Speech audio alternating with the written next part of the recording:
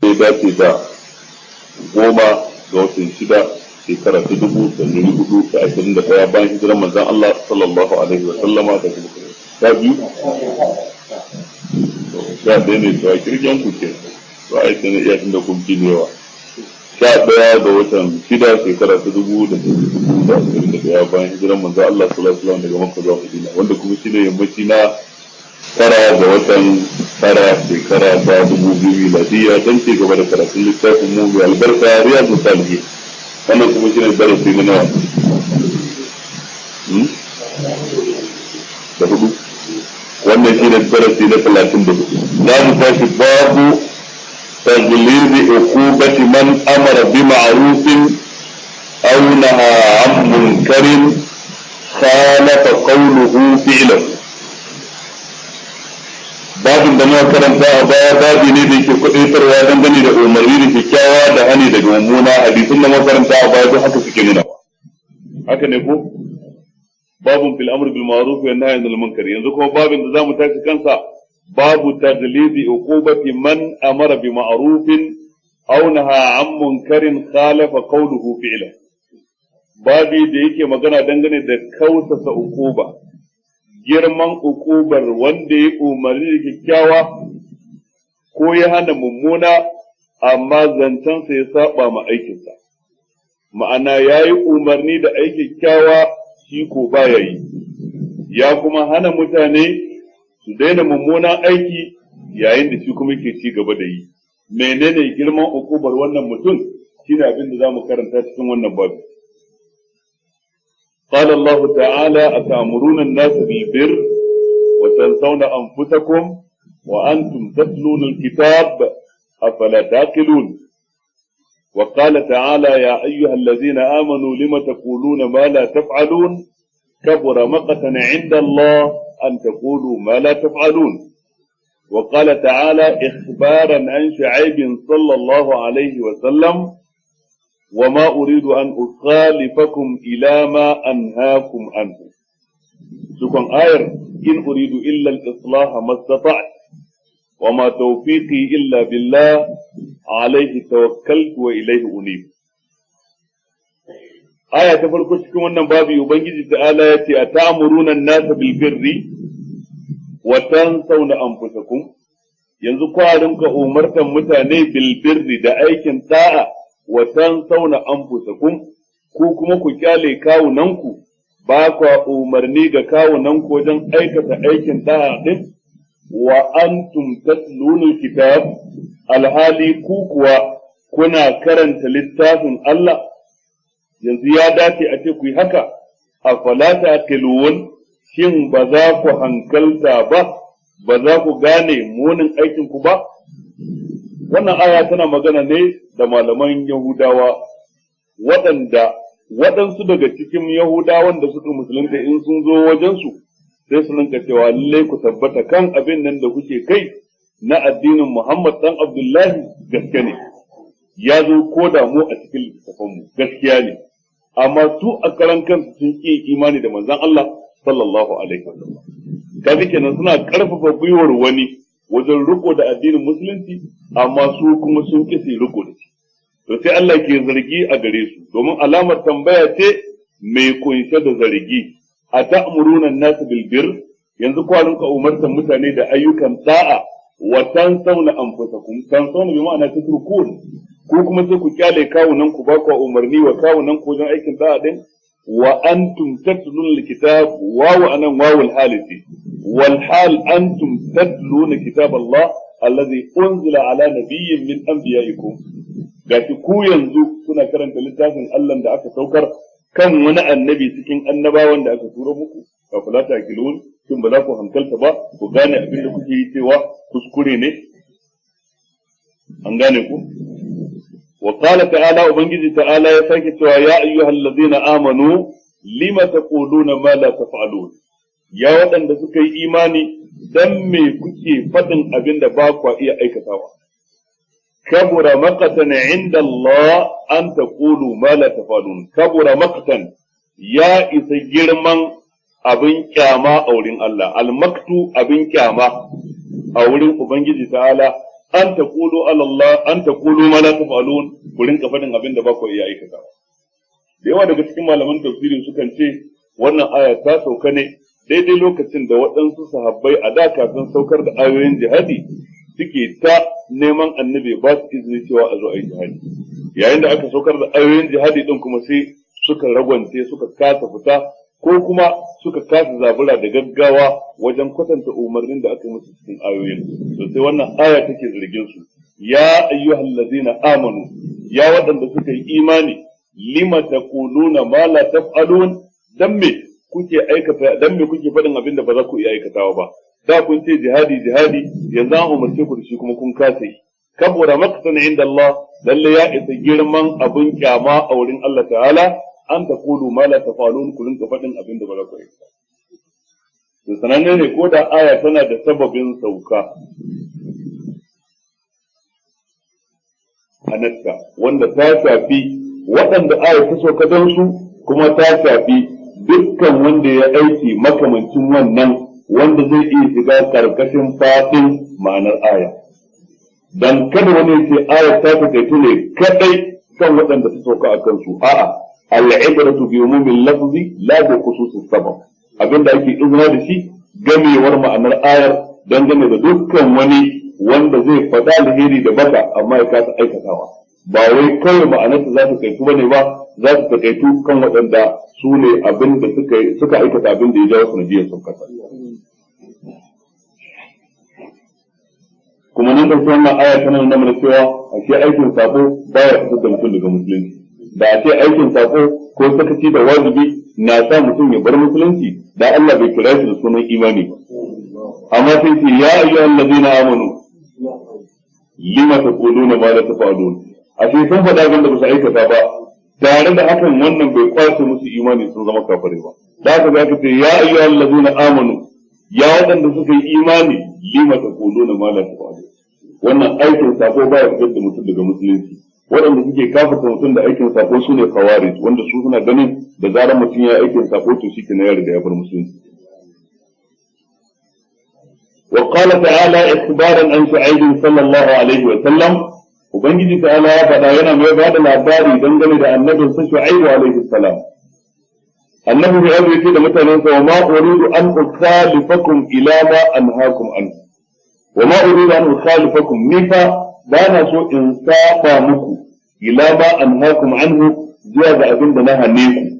nace kar ku yi ni yanzu in je in yi shi, ba na so in saba muku ko alama.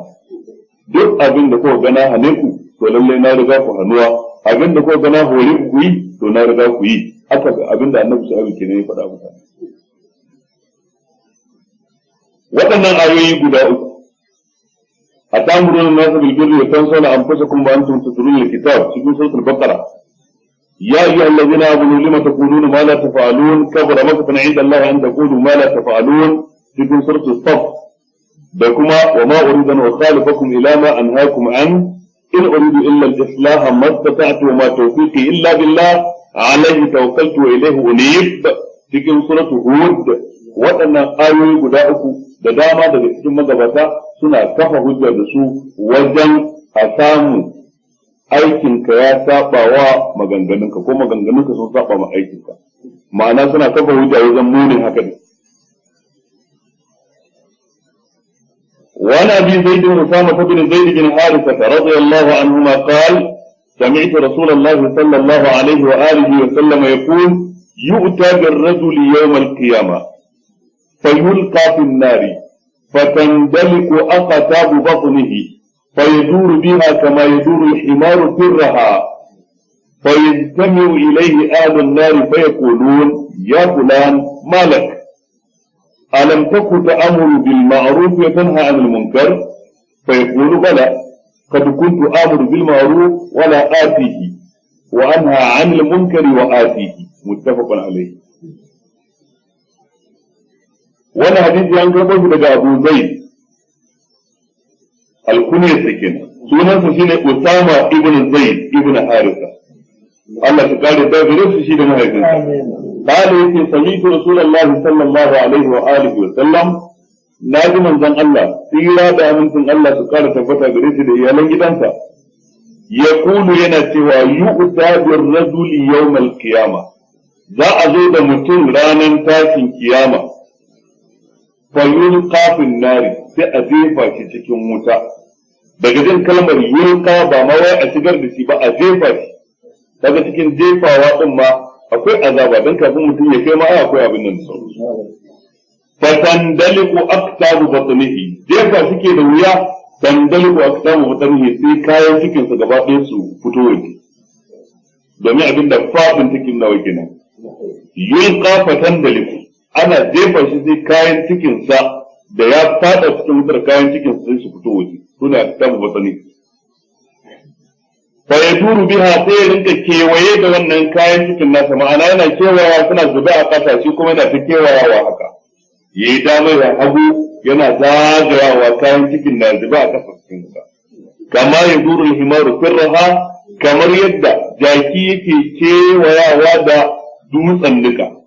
Mutan da suna da wata dabara da suke dutsen nika, wato ainihin sai su samu murginin dutse, sai a saura masa wani itace a jiki, sai a saura a jikin jaki. Idan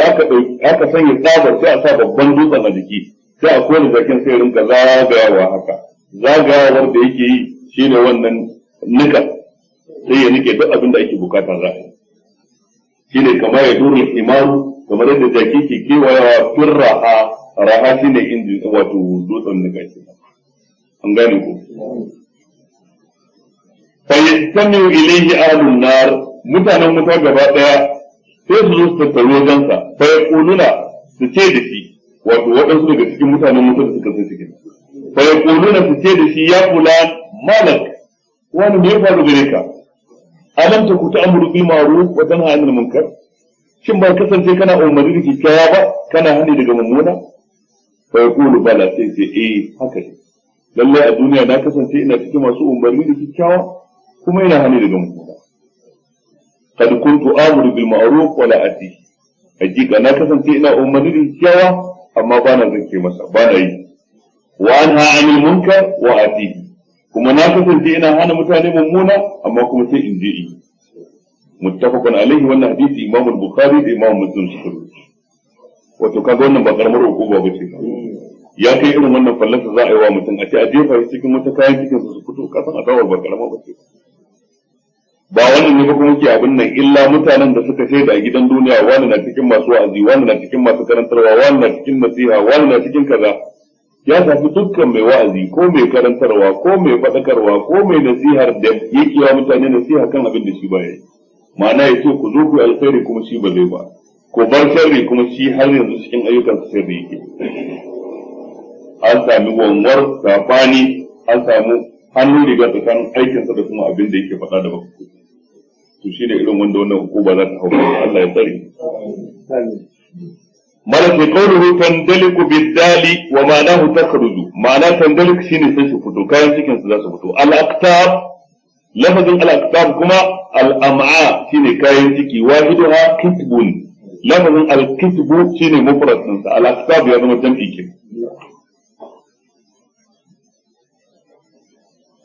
To da waɗannan ayoyi da kuma wannan hadisi da irin waɗanda suke cikin ma'anarsa, waɗansu malamai suke cewa shin to kenan ya za a yi yanzu idan ya kasance kana aikata mummuna, za ka iya hana mutane ko kai ba za ka hana su ba. Sannan ya kasance kana sakaci da wani wajibi cikin wajibai, za ka iya umarni da shi ko kai ba za ka yi ba. Waɗansu daga cikin malamai suna ganin cewa in har ba ka aikata wani abu na wajibi, to maganin ka zo ka ce wani ya zo ya yi ma wannan ba ta so ba. Sai ka koma sai ka je kai wa kanka wa'azi a gida tukuna ka gyaru sai ka zo ka shiga waje. In kuma kana aikata wani mummuna, to maganin ka za ka hana mutane ba ta so ba, kyale su yi kayan su tun da kai mai kake. Haka waɗansu malamai suka ce. Kun fahimta? To amma dai waɗansu malamai a gefe ɗaya suka ce a ba haka bane ba, yadda al'amarin yake shi ne.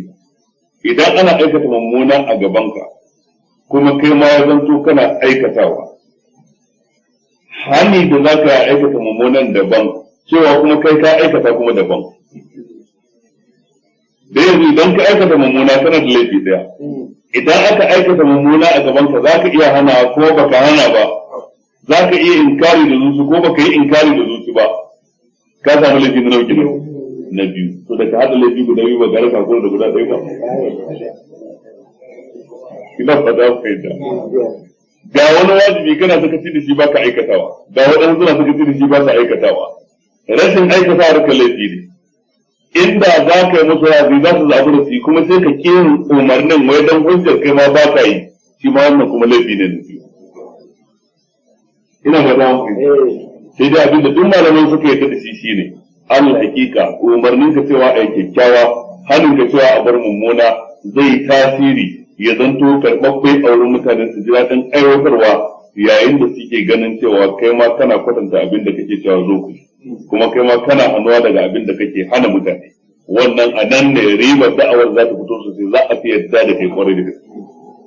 Sama da idan kana aikata mummuna din ka zo ka ce kuma mutane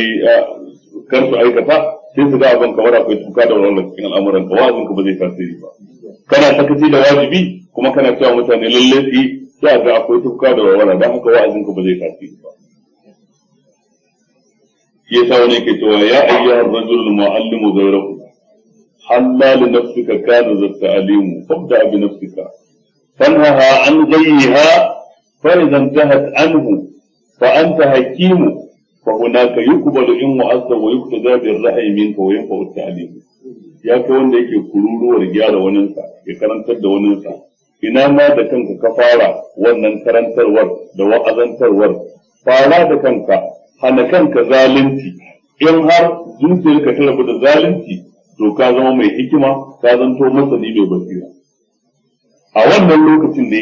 za a karɓi duk abin da kake faɗa na wa'azi na faɗakarwa, a wannan lokacin ne kuma karantarwar ka zai zanto ta yi amfani, za a samu ribar karantarwa. Amma idan mutum bai haka ba sai karantarwar ta kasa yin tasiri. Lalle ne sai mutum yana kokarin kwatantawa, amma kar mu ɗauki cewa kuma daga lokacin da muka samu wani ya ce shi mai wa'azi ne ko mai karantarwa ne, to ko muna jira mu ga ya zama ba mai sabo ba, ba mai kuskure ba. A'a, ya ishe mu cewa mu karba abin da yake faɗa idan mun kwatanta sharrinsa da alkhairinsa a samu alkhairinsa ya yawa. Amma a ce gaba ɗaya baya da kuskure, gaba ɗaya babu mulahaza a tattare da shi, to wannan sai dai mai biza mu tafi sama ta daya, a cikin mala'iku suke la ya'tuna Allah ma amarahum wa yaf'aluna ma yu'marun. Amma idan a gidan duniya na ba masumi bane, ba masumi a gidan duniya. Da Abubakar da Umar da Uthman da Ali bin Abi Talib ba su ne ba dai khulafa ar-rashidun al-mahdiyyun da manzo Allah ya ce alaikum bi sunnati wa sunnati khulafa ar-rashidin. Cikin su ba wanda tarihi bai ruwaito mana kuskure daga cikin kurakuransa ba. Ba wanda ma ke to wani tarihi na kuskurensa ba. Haka idan ka bi sahabbai daidai za ka samu a tarihin kowa kila ko wani kuskure da ya bai. To amma abinda ake kallo shine girman gafara da ubangiji sai ya gafarta musu, sai a manta da kuskuren, ba a hikaito shi sai a fage irin na wannan dan a nuna su ba masu mai bane, amma ba dan a aibata su da kuskuren. Sabanin yadda in shi a suke karanto kuskuren dan su aibata su da kuskuren. To amma ahlus sunna sai dai su hikaito kuskuren dan kafa hujja da wannan cewa su ba ma'asumai bane ba, nan take kuma su hikaito faɗin Allah ta'ala laqad taballahu 'ala an-nabiyyi wal muhajirin wal ansari, to Allah ya riga ya yafe musu ya gafarta musu. Kaga magana ta riga ta kai, ina fata an fahimta. To a mahallu shahid dai a cikin wannan tarihi na sahabbai ko rayuwarsu, a abinda aka kalla shine alherin su ya fi kurakuran su yawa, da haka su suka zanto mutanen kirki sama da kowa. Idan ka auna kuskuren su da daidai su, wato kamar sa ne wanda yake fari kal ya samu dugo kamar kan farce baki a jikinsa, zai hana ka ce wannan san fari ne? Duk wanda ya zo ya kalli sannan fari kal amma kuma ga dugo kamar kan farce ya ce kai na ga wani sa yau baki kirin da shi, dan Allah ya yi adalci? Bai adalci ba, ma yi karya asalan ba ma adalci yake magana ba, bai ma gaskiya faɗa ba, karya ya faɗa. To kamar haka ne da tarihin safe yake, don haka ku faɗa ku idan kun je yin siyasa ta ya yi sahabi kaza ya yi kuskure, sahabi kaza sai mu ce a matsalar mu da ku ba rikici muke kan sahabbai suna yin kuskure ko ba sa kuskure ba, mu batun mu kuskure din sun yi amma bai wuce kashi 1 cikin 100 ko 2, kaddara 10, kaddara 20 cikin 100, amma 80 duk daidai ne. kuma shi wannan kashi 20 din ma da kuka hikaito na kuskuren Allah ya bada labarin ya yafi annabi kuma ya roka musu gafara dan an ce fa'alam annahu la ilaha illallah wastaghfir li dhanbika wa lil mu'minina wal mu'minat al-mu'minina wal mu'minat sune sahabbai dan sune mummunan farko mazan su da matan su kafin kowa ya samu sufar imani su suka fara samu to an ce a roka musu gafara tabbas ko annabi ya roka musu gafara Allah ko ya ce innahu bihim ra'ufur rahim sai kuma ka ce ni kai to kurkuran mu za mu hikaito ma inda aka ce an yafe musu za mu hikaito ma inda aka ce radiyallahu anhum wa radu anhu wa a'adda lahum jannatin tajri tahta al-anhar khalidina fiha abadan zalika al-fawz al-azim kaga maganar sai ko kuskure ta kasance to da haka kowane malami daga cikin malaman mu daga cikin masu wa'azin mu daga cikin masu fadakarwar mu kar mu dauka abu mutum ba zai kuskure ba amma abinda zamu lura me yafi tsakanin yawan kuskuren sa da yawan alkhairin sa duk mutumin da aka ci nasara yawan alkhairin sa ya fi kuskuren sa yawa to wannan alkhairin nasa sai yayi belin kuskuren da ko a nasan alqur'ani sai aka yi innal hasanati yuzhibuna sayyi'at amma wannan ba shine hujja kuma na mukiyali ta kan kuskure ba babu laifi malamin mu limamin mu mai wa'azin mu mu fadakar da shi kuskuren ta hanyar da ta dace ta hanyar nasiha ba ta hanyar fadiha ba ita nasiha ta hanyar shigar masa da kuskuren yadda zai fahimci kuskure kuma a wannan lokacin ba lalle bane in na gano kuskuren ya zanto ni ne na faɗi kuskuren sannan wai ya zama nasiha sai in duba alaƙa ta da shi shin zai iya karɓa daga wajena shin mun yi sabon da zan faɗa masa ya fahimta in duba alaƙa shi da wani yaya matsayin wani yake a idansa kila in naje na faɗa wa wani ya faɗa masa zai yarda yayin da in ni na naje na faɗa ba zai yarda ba to sai in je in faɗa wa wani dan ya faɗa masa yarda dan ni abin da nake manufata shine ya gyaru ba manufata kawai in ce kayan kuskure ba shikenan nayi jarunta kaga dan sun mu hadisi ko abin da ake so da ake lalle a ji a yawan malam nasiha ko ya ki ko ya so a faɗa masa gaskiya tun da dai Salman al-Farisi ya da Umar ya ce ya idan da kai ka ce nan za a yi ce ai ko da tsinin takobi sai mun dawo da kai to sai ka duba shi wannan malamin ba Umar bane kai ko ba kai ne Salman ba in ka yadda malamin ya kai matsayin Umar kai kuma imaninka da grade din imaninka ya kai na Salman al-Farisi to sai kai wannan kai ma ka dawo da shi da tsinin takobin mu amma in ka yadda shi ba Umar bane kai ko ba Salman bane ba sai ka fita ta hanyar daban ba